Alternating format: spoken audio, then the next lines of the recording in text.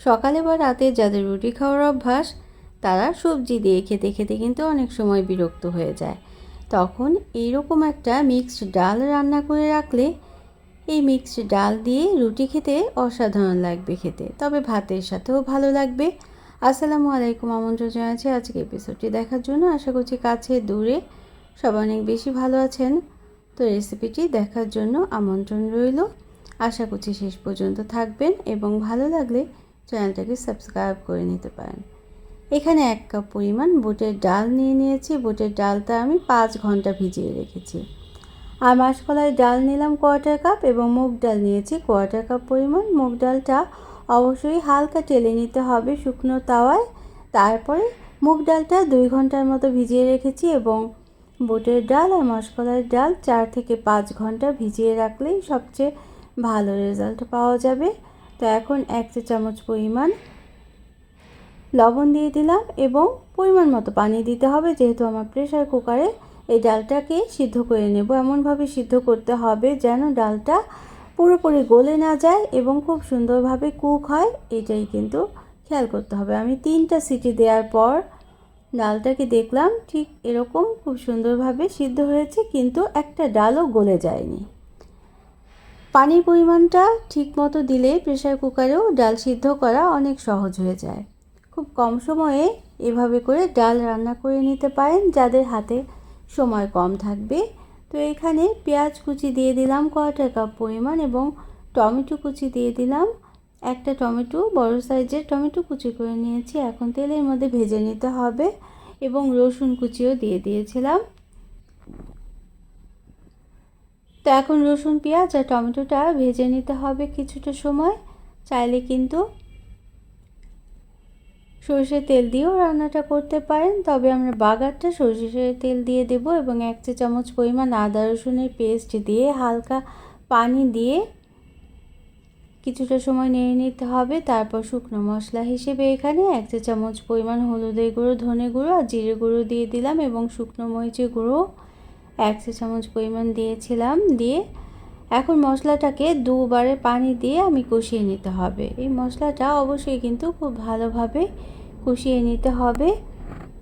তো একঘেয়ে একই রকমের মসুর ডাল খেতে খেতে যারা আমরা সবাই বিরক্ত হয়ে যাই, তখন কিন্তু মাঝে মাঝে এভাবে করে এই 3 ধরনের ডাল একসাথে করে রান্না করে খেতে পারেন, তাহলে কিন্তু মুখের স্বাদটা পাল্টে যাবে এবং খাবার টেবিলে সবাই কিন্তু অনেক পছন্দ করবে এভাবে করে ডাল রান্না করলে।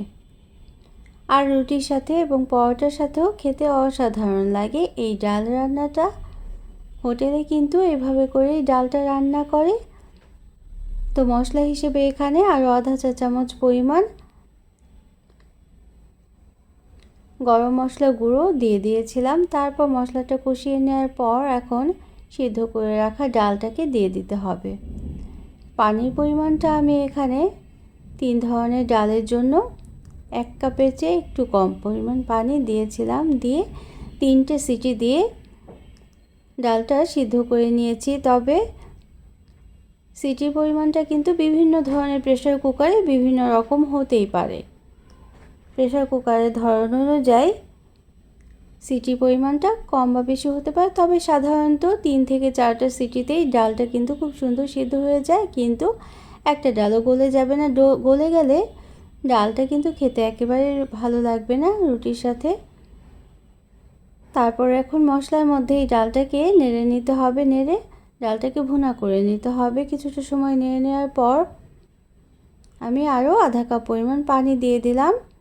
তো ডালটা কেমন ঘন রাখবেন সেটা কিন্তু যা যা রুচি অনুযায়ী রেখে নিতে পারেন। আমি কিন্তু ভাতের সাথেও খাবো, এজন্য ডালটাকে আর একটু তরল করে নিলাম এবং কাঁচামরিচ ফালি দিয়ে দিলাম।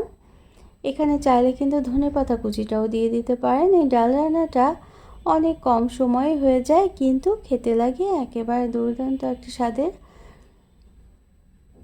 তো গরম মশলা গুঁড়ো তো আমি দিয়েছিলামই 1/4 চা চামচ পরিমাণে, এখনও দিয়ে দেব, অর্থাৎ নামানোর আগেও দিয়ে দিতে হবে। তার আগে কিন্তু বাগার দিয়ে নিতে হবে।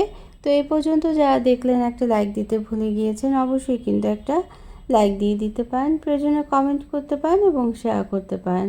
ফ্রেন্ডস অ্যান্ড ফ্যামিলির সাথে যারা প্রথম ভিজিট করছেন তারা চাইলে চ্যানেলটিকে সাবস্ক্রাইব করে বেল বাটনটাকে প্রেস করে রাখতে পারেন, তাহলে নোটিফিকেশন পেয়ে পরবর্তী রেসিপিগুলো দেখে নিতে পারবেন।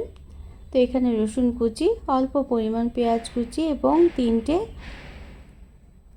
শুকনো মরিচের ফালি দিয়ে দিলাম, আর সামান্য পরিমাণ 5 ফোড়ন দিয়েছিলাম। এই 5 ফোড়নটা কিন্তু অবশ্যই দেওয়ার চেষ্টা করবেন, তাতে কিন্তু এই স্বাদটা অনেকটাই বেড়ে যাবে। এখন নিতে হবে, অর্থাৎ একটু ভাজা ভাজা করে নিতে হবে। এবং আস্ত জিরে দিয়েছিলাম কয়েকটা জিরে দেওয়ার পরে আমি এখন ভেজে নেব, তবে একেবারে পুড়িয়ে ফেলা যাবে না। ভেজে নেওয়ার পর এই বাগারটা কিন্তু ডালের উপরে ছড়িয়ে দিতে হবে। তো এই মজাদার ডাল রান্নাটা কেমন লাগলো অবশ্যই কিন্তু কমেন্ট করে জানাতে পারেন, এবং নিত্য নতুন এরকম আরও রেসিপি পাওয়ার জন্য সাথে থাকতে পারেন। চ্যানেলটাকে সাবস্ক্রাইব করে, আর যারা সাথে আছেন তাদের জন্য রইল অনেক অনেক ভালোবাসা, এবং ফেসবুক থেকে দেখলে অবশ্যই কিন্তু পেজটাকে ফলো করে রাখতে পারেন। তো এখন হালকা রং যখন চলে আসবে তখনই আমরা ডালের উপরে দিয়ে দেব এই বাগারটা। যে কোনো ডাল রান্নায় শেষের দিকে কিন্তু বাগারটা দিলে ডালের চেহারাটাই পাল্টে যায় এবং স্বাদও হয় অনেক বেশি। এজন্য এই বাগারটা কিন্তু অবশ্যই দেওয়ার চেষ্টা করবেন একেবারে শেষ পর্যায়ে। আরও কটা চা চামচ পরিমাণ গরম মশলা গুঁড়ো উপর দিয়ে ছড়িয়ে দিয়ে তারপর ডালের সাথে মিশিয়ে নিতে হবে।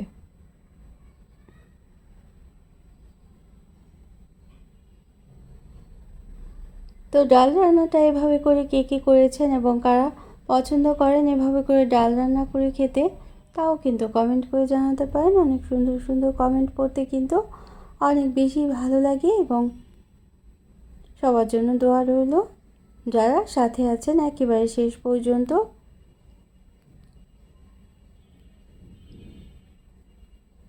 তো সবাই অনেক বেশি ভালো থাকবেন, এবং রুটি না পরোটা কোনটার সাথে খেতে পছন্দ করেন তাও কিন্তু জানাতে পারেন কমেন্ট করে।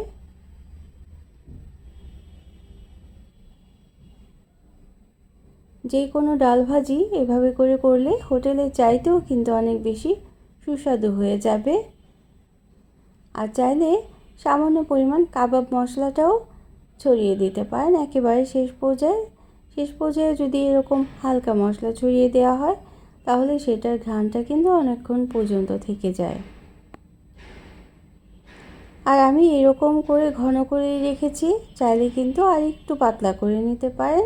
ভাতের সাথে খেতে চাইলে একটু পাতলা করে নিতে পারেন, এবং রুটির সাথে খেতে চাইলে এরকম ঘন করেই ডালটা তৈরি করে নিতে হয়, তাহলেই কিন্তু ভালো লাগে। সবাই বেশি পছন্দ করে লুচি পরোটা, বিকেলের নাস্তায়ও অনেক সময় আলু পরোটা বা লুচির সাথেও এই ডাল ভাজিটা খেতে অনেক সুস্বাদু হয়ে যায়।